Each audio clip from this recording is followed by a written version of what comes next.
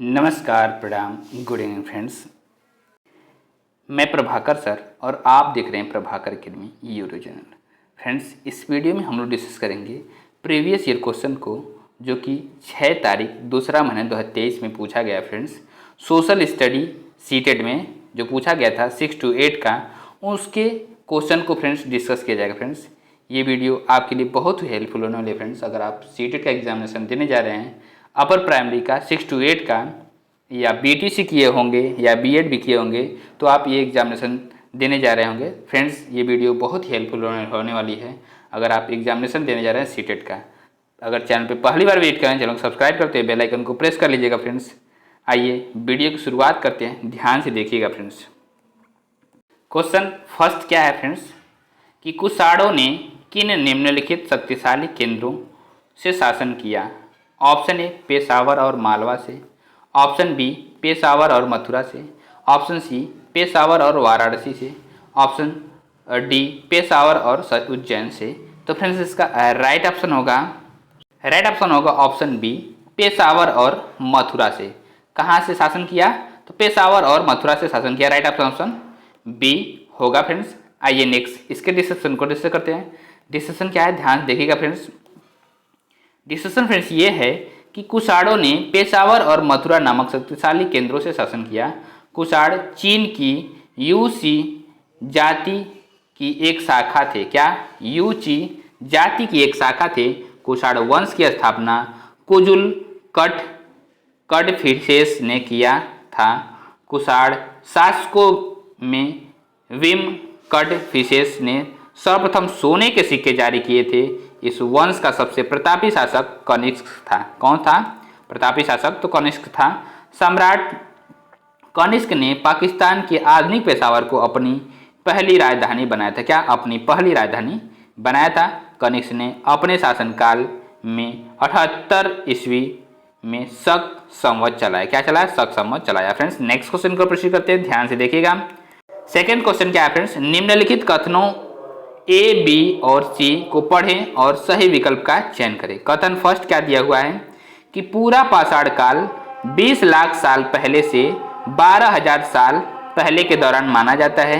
Second statement क्या है friends, तो ध्यान से देखिएगा कि इस काल को भी 3 भागों में बांटा गया है: आरंभिक काल, मध्य एवं उत्तर पाषाण युग। नेक्स्ट थर्ड स्टेटमेंट क्या है फ्रेंड्स, कि मानव इतिहास की लगभग 99% कहानी इसी काल के दौरान घटित हुई।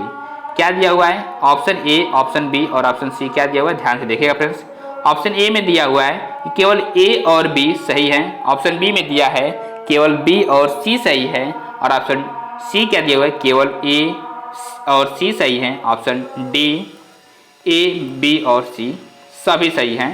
तो फ्रेंड्स, इसका राइट ऑप्शन होगा ऑप्शन डी, ए, बी और सी सभी सही हैं, तीनों सही है। राइट ऑप्शन डी होगा। फ्रेंड्स, आइए नेक्स्ट इसके डिस्कशन को डिस्कस करते हैं, ध्यान से देखिएगा। डिस्कशन क्या है फ्रेंड्स, कि पूरा पाषाण काल 20 लाख साल पहले से 12,000 साल पहले के दौरान माना जाता है। इस काल को भी 3 भागों में बांटा गया है: आरंभिक, मध्य एवं उत्तर पूरा पाषाण युग। भीमबेटका के गुफा चित्र पूरा पाषाण कालीन है, जो मध्य प्रदेश में स्थित है। भीमबेटका गुफा कहाँ पे है? तो मध्य प्रदेश में स्थित है। पशुपालन का प्रारंभ मध्य पाषाण काल में हुआ और मानव इतिहास की लगभग 99% कहानी इसी काल के दौरान घटित हुई है। अतः दिया गया कथन ए, बी और सी सभी सही है। नेक्स्ट क्वेश्चन को प्रश्न करते हैं फ्रेंड्स, ध्यान से देखिएगा। नेक्स्ट क्वेश्चन क्या है फ्रेंड्स, क्वेश्चन नंबर 3, कथनों ए तथा बी को पढ़ें तथा सही विकल्प का चुनाव करें। कथन ए क्या दिया हुआ है, मनसब मुगलों द्वारा चलाई गई एक श्रेणी व्यवस्था थी, जिसके जरिए फर्स्ट पद, सेकंड वेतन, थर्ड सैन्य उत्तरदायित्व निर्धारित किए जाते थे। बी क्या फ्रेंड्स दिया हुआ है कि मनसबदारों की सैन्य उत्तरदायित्व का निर्धारण एक संख्या पर निर्भर था, जिसे जात कहा जाता था। ऑप्शन ए क्या दिया हुआ है, ध्यान से देखिएगा फ्रेंड्स। ऑप्शन ए दिया हुआ है ए सही है परंतु बी गलत है। ऑप्शन बी सही है परंतु ए गलत है। ऑप्शन सी ए तथा बी दोनों सही हैं और ऑप्शन डी ए तथा बी दोनों गलत हैं। तो फ्रेंड्स इसका राइट ऑप्शन होगा ऑप्शन ए सही है। क्या राइट ऑप्शन ए सही है परंतु बी गलत है। राइट ऑप्शन ए होगा। फ्रेंड्स आइए नेक्स्ट इसके डिस्कशन को जैसे करते हैं। डिस्कशन क्या ध्यान से देखिएगा कि मनसबदारी व्यवस्था एक विशिष्ट प्रशासनिक व्यवस्था थी जिसका प्रचलन मुगल शासक अकबर ने सन 1575 ईस्वी में किया था। मनसब मुगलों द्वारा चलाई गई एक श्रेणी व्यवस्था थी जिसके जरिए पद, वेतन और सैन्य उत्तरदायित्व निर्धारित किए जाते थे। मनसब शब्द का अर्थ है श्रेणी अथवा पद। क्या है? श्रेणी अथवा पद है। इस व्यवस्था के अंतर्गत 33 वर्ग थे। अकबर ने शासन के 40वें वर्ष जाति या एवं सवार जैसी दोहरी व्यवस्था लागू की थी। मनसबदारों की सैन्य उत्तरदायित्व का निर्धारण एक निर्दिष्ट संख्या में सवार या घुड़सवार बनाए रखने की आवश्यकता थी। इसलिए ए सही है परंतु बी गलत है।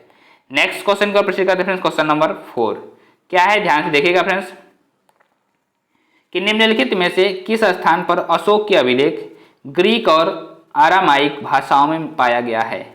Option A Kandahar, option B Maski, option C Topra और ऑप्शन डी कालसी। तो फ्रेंड्स इसका राइट ऑप्शन होगा ऑप्शन ए कंधार। क्या होगा friends? Right option A Kandahar से मिली है। नेक्स्ट आइए इसके डिस्कशन को डिस्कस करते हैं। डिस्कशन क्या है? ध्यान से देखिएगा फ्रेंड्स। कंधार नामक स्थान पर अशोक के अभिलेख ग्रीक और आरामाइक भाषाओं में पाया गया है।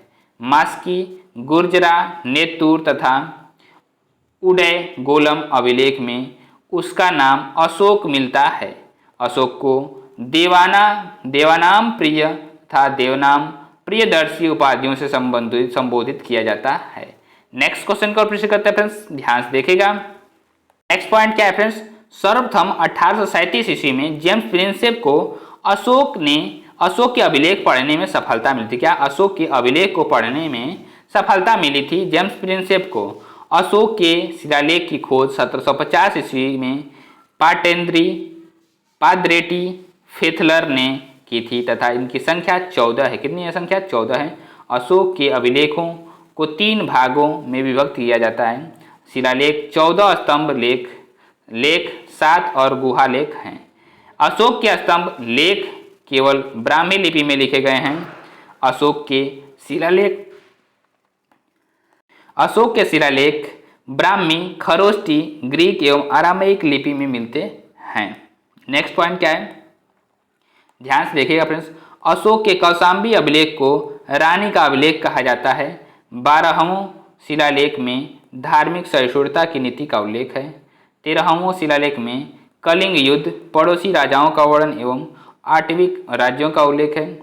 नेक्स्ट क्वेश्चन को प्रश्न करते हैं फ्रेंड्स। क्वेश्चन नंबर 5 क्या है? ध्यान से देखिएगा कि गोंड राज्य गढ़कटंगा में 70,000 गांव थे, इसे उल्लेखित किया गया है। ऑप्शन ए उय्याकोंडन उदयार के अभिलेख में, ऑप्शन बी अकबरनामा में, ऑप्शन सी बुरंजी नामक ऐतिहासिक कृतियों में और ऑप्शन डी क्या है फ्रेंड्स कि अंग्रेजी ईस्ट इंडिया कंपनी के गुमारते विलियम मेथवर्ड्स के वर्णन में। तो फ्रेंड्स इसका राइट ऑप्शन होगा ऑप्शन बी अकबरनामा में। किसमें है friends? Right option B Akbarnama में उल्लेखित किया गया। राइट ऑप्शन बी होगा। आइए नेक्स्ट इसके डिस्क्रिप्शन को डिस्कस करते हैं। डिस्क्रिप्शन क्या है? ध्यान देखिएगा फ्रेंड्स कि गोंड राज गढ़कटंगा में 70,000 गांव थे, इसे अकबरनामा में उल्लेखित किया गया है। गोंड एक प्रकार की जनजाति थी जो झूम खेती करती थी। क्या करती थी? झूम खेती करती थी, शिफ्टिंग कल्टीवेशन करती थी। गढ़कटंगा एक समृद्ध राज्य था। यहाँ के निवासी जंगली हाथियों को पकड़ करके अन्य राज्यों में निर्यात करके बहुत धन अर्जित करते थे। बुरंजी असमिया भाषा में लिखी हुई ऐतिहासिक कृतियाँ हैं। अहोम राज्य सभा के पुरातत्व लेखों का संकलन बुरंजी में हुआ है। कहाँ पे हुआ है? बुरंजी में हुआ है फ्रेंड्स। नेक्स्ट क्वेश्चन का प्रश्न करते हैं। क्वेश्चन नंबर 6 क्या है? ध्यान से देखिएगा फ्रेंड्स कि निम्नलिखित अभिकथन ए और कारण आर पर विचार करें। क्या दिया हुआ है? अभिकथन ए स्थानीय जनजातीय लोगों द्वारा पूरी उड़ीसा के जगन्नाथ की काष्ठ प्रतिमा बनाई जाती है। नेक्स्ट क्या है, ध्यान से देखिएगा फ्रेंड्स, कि जगन्नाथ मूलतः एक स्थानीय देवता थे जिन्हें आगे चल करके विष्णु का रूप मान लिया गया है। सही विकल्प चुने। ऑप्शन ए क्या दिया हुआ है, ए और आर दोनों सही है और ए आर की सही व्याख्या है। ऑप्शन बी, ए और आर दोनों सही हैं लेकिन ए की आर सही व्याख्या नहीं करता है। ऑप्शन सी, ए सही है लेकिन आर गलत है। ऑप्शन डी, ए और आर दोनों गलत हैं।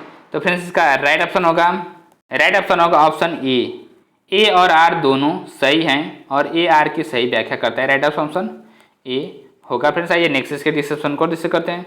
डिस्क्रिप्शन क्या है, ध्यान से देखिएगा।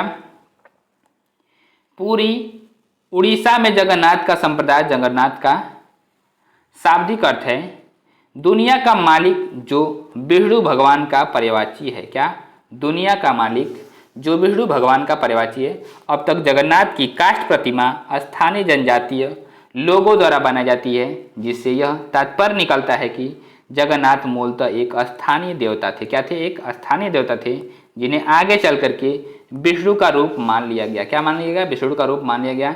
बलभद्र, सुभद्र और जगन्नाथ की लघु मूर्तियां ताम्रपत्र की पांडुलिपि में उड़ीसा में स्थित हैं।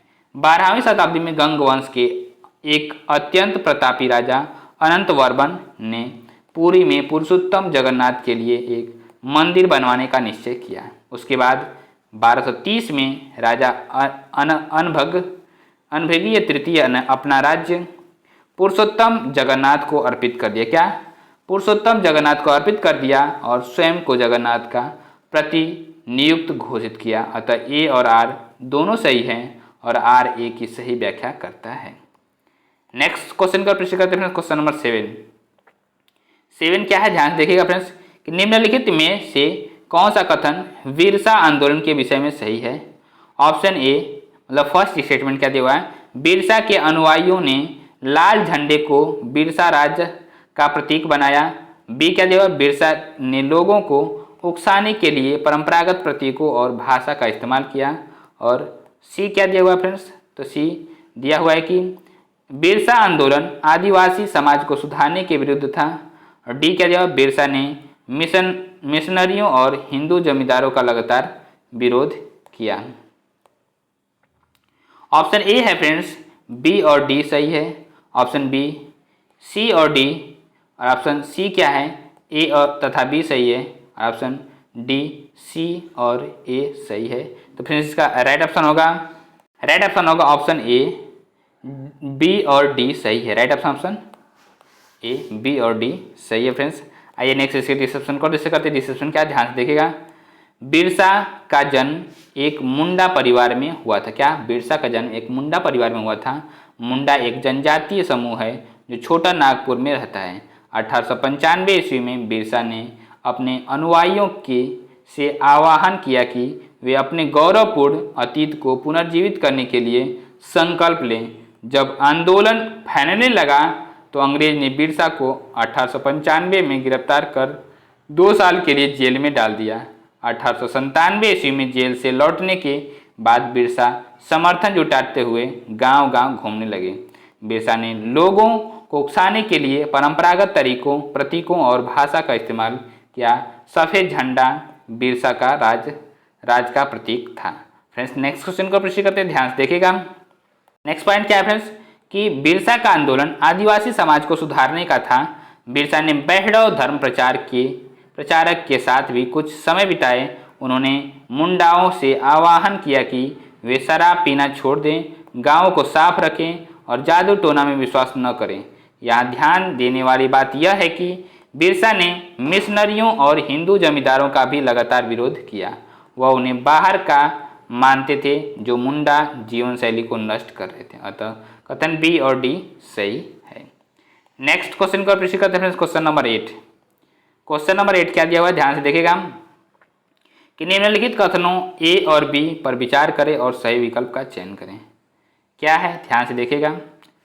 कथन ए दिया हुआ है फ्रेंड्स, कि लाखों ग्रामीण महिलाएं जो सूत काट करके अपनी आजीविका चला रही थी, वे 19वीं शताब्दी के मध्य तक बेरोजगार हो गई। नेक्स्ट बी वाला क्या दिया हुआ है, ध्यान से देखिएगा फ्रेंड्स कि 1830 के दशक तक भारतीय बाजार ब्रिटेन में बने सूती कपड़ों से पट गए। 1880 के दशक तक स्थिति यह हो गई कि भारत के लोग जितना कपड़ा पहनते थे उसमें से 2/3 ब्रिटेन में बना होता था। नेक्स्ट ऑप्शन ए क्या दिया हुआ है फ्रेंड्स, ध्यान से देखिएगा। ऑप्शन ए दिया हुआ है कि ए सही है किंतु बी गलत है। ऑप्शन बी सही है किंतु ए गलत है। ऑप्शन सी ए और बी दोनों सही है किंतु ए का कारण बी नहीं है। ऑप्शन डी ए और बी दोनों सही है तथा ए का कारण बी है। तो फ्रेंड्स इसका राइट ऑप्शन होगा ऑप्शन डी, ए और बी दोनों सही है तथा ए का कारण बी है। राइट ऑप्शन क्या होगा, डी होगा फ्रेंड्स। आइए नेक्स्ट इसके डिस्कशन को डिस्कस करते हैं। डिस्कशन क्या है, ध्यान से देखिएगा फ्रेंड्स कि लाखों ग्रामीण महिलाएं जो सूत काट करके अपनी आजीविका चला रही थी वे 19वीं शताब्दी के मध्य तक बेरोजगार हो गई। निर्धन परिवारों में आर्थिक कष्ट बना रहता था।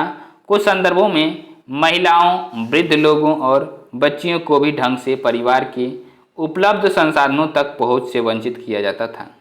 1880 के दशक तक स्थिति यह हो गई कि भारत के लोग जितना कपड़ा पहनते थे उसका 2/3 भाग ब्रिटेन में बना होता था, क्योंकि उस समय ब्रिटेन एक पूंजीवादी देश था जहां भारत के ही सूत के कपड़े बनते थे और ब्रांड के रूप में भारत में आते थे। इसलिए ए और बी दोनों सही हैं और ए का कारण बी है। नेक्स्ट क्वेश्चन का प्रश्न करते हैं फ्रेंड्स, ध्यान से देखिएगा। क्वेश्चन नंबर 9 क्या दिया हुआ है, ध्यान से देखिएगा। निम्नलिखित में से कौन सा कथन सही है। ऑप्शन ए महात्मा गांधी और रविन्द्रनाथ टैगोर ने औपनिवेशिक शिक्षा का विरोध किया। ऑप्शन बी क्या है फ्रेंड्स कि महात्मा गांधी और रविन्द्रनाथ टैगोर ने औपनिवेशिक शिक्षा का समर्थन किया। ऑप्शन सी महात्मा गांधी ने औपनिवेशिक शिक्षा का विरोध किया किंतु टैगोर ने इसका समर्थन किया। और ऑप्शन डी क्या है फ्रेंड्स, तो ध्यान देखिएगा कि टैगोर ने औपनिवेशिक शिक्षा का विरोध किया किंतु महात्मा गांधी ने इसका समर्थन किया। तो फ्रेंड्स इसका राइट ऑप्शन होगा ऑप्शन बी, क्या महात्मा गांधी और रविन्द्रनाथ टैगोर ने औपनिवेशिक शिक्षा का समर्थन किया। राइट ऑप्शन बी होगा फ्रेंड्स। आइए नेक्स्ट इसके डिस्कशन को डिस्कस करते हैं।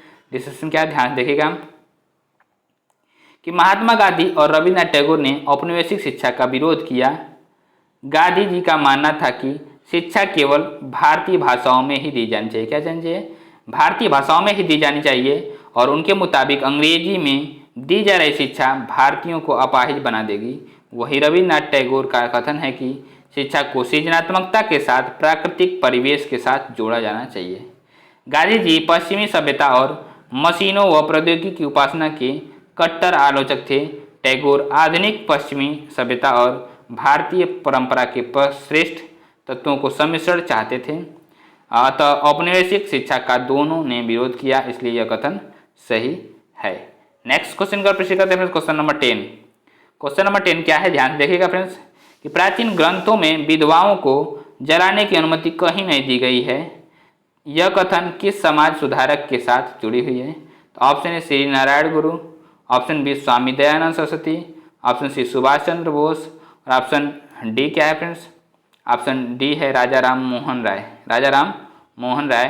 तो फ्रेंड्स इसका राइट ऑप्शन होगा ऑप्शन डी, राजा राम मोहन राय के साथ जुड़ी हुई है। राइट ऑप्शन डी होगा फ्रेंड्स। आइए नेक्स्ट इसके डिस्कशन को डिस्कस करते हैं।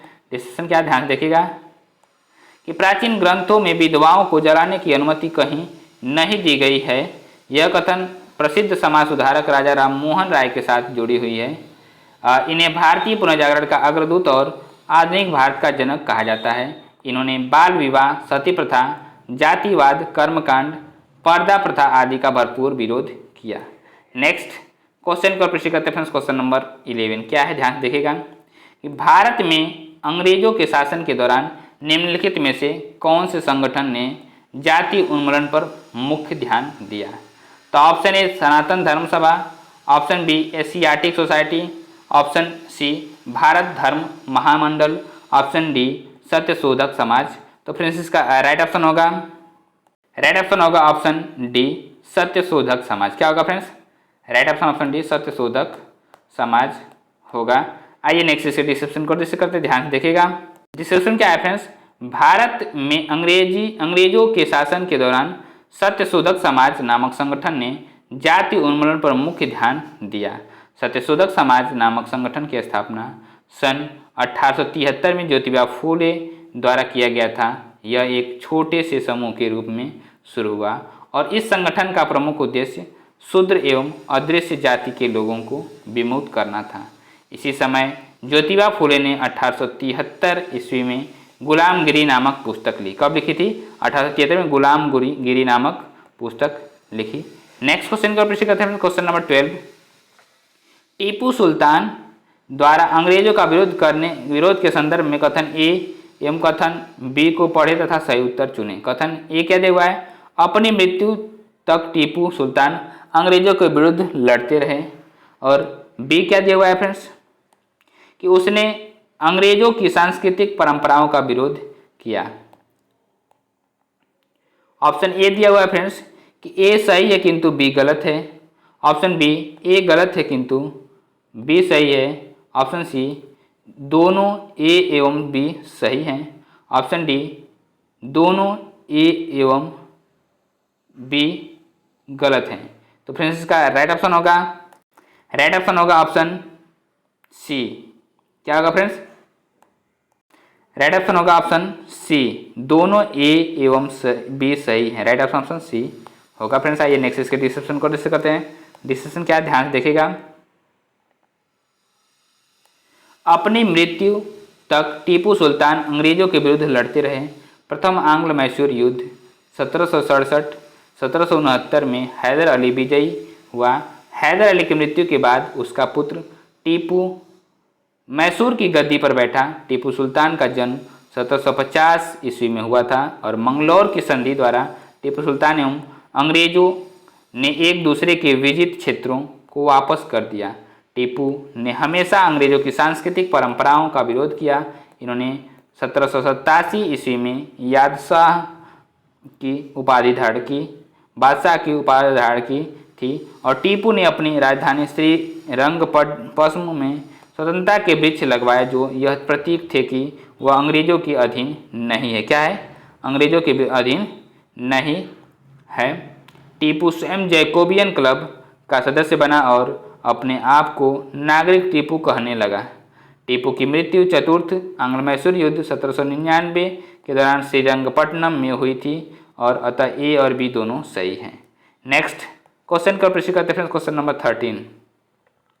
क्वेश्चन नंबर 13 क्या है, ध्यान देखिएगा। Poverty and un British rule in India नामक पुस्तक के लेखक हैं। Option A O Hume, option B Badruddin Tyabji, option C Romesh Chandra Dutt, option D Dadabhai Naoroji. तो फ्रेंड्स इसका राइट ऑप्शन होगा option D Dadabhai Naoroji. क्या होगा friends? Right option D Dadabhai Naoroji होगा। आइए नेक्स्ट इसके डिस्कशन को डिस्कस करते हैं। डिस्कशन क्या है, ध्यान से देखिएगा फ्रेंड्स कि poverty and un British rule in India नामक पुस्तक के लेखक दादा भाई नौरोजी थे। इन्हें grand old man of India और भारत के अनौपचारिक राजदूत के रूप में भी जाना जाता है। यह एक भारतीय राजनीतिक नेता, व्यापारी एवं विद्वान लेखक थे। यह 1892 से लेकर 1895 के बीच फिनसबरी सेंट्रल का प्रतिनिधित्व करने वाले ब्रिटिश हाउस ऑफ कॉमन्स में लिबरल पार्टी के सदस्य थे। नेक्स्ट क्वेश्चन का प्रश्न करते हैं, ध्यान देखिएगा फ्रेंड्स। क्वेश्चन नंबर 14 क्या दिया हुआ है फ्रेंड्स? किन किन देशों के राजनेता गुट निरपेक्ष आंदोलन का हिस्सा थे? Option A Bharat, Yugoslavia, Indonesia, Ghana, मिस्र। Option B Bharat, America, Britain, France, Spain. Option C क्या है फ्रेंड्स? कि भारत, रूस, Poland, Hungary, Romania. Option D Bharat, Pakistan, Bangladesh, Sri Lanka, चीन। तो फ्रेंड्स इसका राइट ऑप्शन होगा option A Bharat, Yugoslavia, Indonesia, Ghana, मिस्र। ये गुट निरपेक्ष आंदोलन के हिस्सा थे। राइट ऑप्शन ए होगा फ्रेंड्स। आइए नेक्स्ट इसके डिस्कशन को डिस्कस करते हैं। डिस्कशन क्या है, ध्यान देखिएगा फ्रेंड्स कि भारत, यूगोस्लाविया, इंडोनेशिया, घाना, मिस्र इन सभी देशों के राजनेता गुट निरपेक्ष आंदोलन के हिस्सा थे। गुटनिरपेक्ष आंदोलन NAM की स्थापना औपनिवेशिक व्यवस्था के पतन के दौरान हुई थी। यह वह दौर था जब नए नए देश औपनिवेशिक गुलामी से आज़ादी हो रहे थे। सितंबर 1961 में यूगोस्लाविया के बेलग्रेड में गुटनिरपेक्ष आंदोलन का पहला शिखर सम्मेलन आयोजित किया गया था और उसमें कुल 25 देशों के प्रतिनिधित्व ने हिस्सा लिया था। क्या 25 देशों के प्रतिनिधियों ने हिस्सा लिया था। नेक्स्ट क्वेश्चन का प्रश्न करते हैं friends, question number 15। Question number 15 क्या है, ध्यान देखिएगा फ्रेंड्स। इनमें से किन ग्रहों के चारों ओर छल्ले होते हैं? तो ऑप्शन फर्स्ट क्या दिया हुआ है, Brihaspati, B Shani, C Uranus और डी नेपच्यून। ऑप्शन ए क्या दिया हुआ है, A B C, option B A B D, option C A C D और option D B C D. तो फ्रेंड्स इसका राइट ऑप्शन होगा option A B C means Brihaspati, Shani और यूरेनस। राइट ऑप्शन ए होगा फ्रेंड्स। आइए नेक्स्ट इसके discussion को discuss करते हैं। डिस्कशन क्या, ध्यान देखिएगा कि बृहस्पति, शनि, यूरेनस, अरुण इन सभी ग्रहों के चारों ओर छल्ले होते हैं। बृहस्पति यह सौरमंडल का सबसे बड़ा ग्रह है। यह अपने अक्ष पर सबसे तीव्र गति से घूर्णन करता है। बृहस्पति के कुल उपग्रहों की संख्या 95 है। बृहस्पति का उपग्रह गैनीमेड सौरमंडल का सबसे बड़ा उपग्रह है। शनि, इस ग्रह के चारों ओर वलय पाए जाते हैं जिनकी संख्या 7 है। शनि का सबसे बड़ा उपग्रह टाइटन है। क्या है? शनि का सबसे बड़ा उपग्रह टाइटन है। अरुण यूरेनस, इस ग्रह की खोज विलियम हर्शेल ने की थी। इसके भी चारों ओर वलय पाए जाते हैं। यह अपने अक्ष पर पूर्व से पश्चिम की ओर घूमता है जबकि अन्य ग्रह पश्चिम से पूर्व की ओर घूमते हैं। यह अपनी धुरी पर अधिक झुका 97.8 अंश होने के कारण लेटा हुआ प्रतीत होता है। नेक्स्ट क्वेश्चन को प्रश्न करते हैं friends, question number 16। Question number 16 क्या है, ध्यान देखिएगा फ्रेंड्स कि भारतीय मानक समय किस याम्योत्तर पर आधारित है? तो ऑप्शन ए 75 अंश 30 मिनट्स पूर्व, ऑप्शन बी 78 अंश 30 मिनट पूर्व, ऑप्शन सी क्या है, तो 82 अंश 30 मिनट पूर्व, ऑप्शन डी 85 अंश 30 मिनट पूर्व। तो फ्रेंड्स इसका राइट ऑप्शन होगा ऑप्शन सी 82.5 डिग्री। 82.5 डिग्री जो है क्या, इंडियन स्टैंडर्ड टाइम है, IST है 82.5 डिग्री। ओके, आइए नेक्स्ट इसके डिस्कशन को डिस्कस करते हैं। डिस्कशन क्या, ध्यान देखिएगा फ्रेंड्स। भारतीय मानक समय 82.5 डिग्री पूर्व का मानक यामोत्तर पर आधारित है। 82.5 डिग्री पूर्वी देशांतर रेखा प्रयागराज के निकट मिर्जापुर से होकर के गुजरती है। भारतीय मानक समय की यामोत्तर रेखा उत्तर प्रदेश, मध्य प्रदेश, छत्तीसगढ़, उड़ीसा और आंध्र प्रदेश कुल 5 राज्य में होकर के गुजरती है। नेक्स्ट क्वेश्चन को प्रश्न करते हैं फ्रेंड्स, ध्यान से देखिएगा। नेक्स्ट क्वेश्चन क्या है फ्रेंड्स, क्वेश्चन नंबर 17। इनमें से क्या दिन एवं रात तथा ऋतुओं में परिवर्तन संभावित करता है? ऑप्शन ए क्रमशः पृथ्वी के घूर्णन एवं परिक्रमण, ऑप्शन बी क्रमशः पृथ्वी के परिक्रमण एवं घूर्णन, ऑप्शन सी सिर्फ पृथ्वी का घूर्णन, ऑप्शन डी क्या है फ्रेंड्स कि सिर्फ पृथ्वी का परिक्रमण। तो फ्रेंड्स इसका राइट ऑप्शन होगा ऑप्शन ए क्रमशः पृथ्वी के घूर्णन एवं परिक्रमण पर निर्भर करता है। राइट ऑप्शन ए होगा फ्रेंड्स। आइए नेक्स्ट इसके डिस्क्रिप्शन को डिस्कस करते हैं। डिस्क्रिप्शन क्या है, ध्यान से देखिएगा फ्रेंड्स। डिस्क्रिप्शन फ्रेंड्स यह है कि पृथ्वी के घूर्णन एवं परिक्रमण दिन एवं रात तथा ऋतुओं में परिवर्तन संभावित करता है।